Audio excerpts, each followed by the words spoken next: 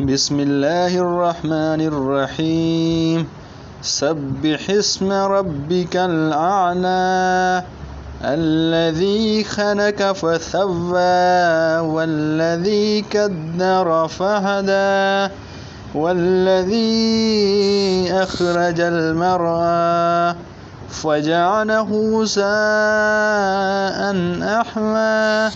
سنقرئك فلا تنسى إلا ما شاء الله إنه يعلم الجهر وما يخفى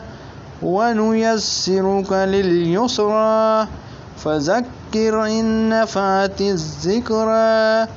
سيذكر من يخشى ويتجنبها الأشقى الذي يصلى النار الكبرى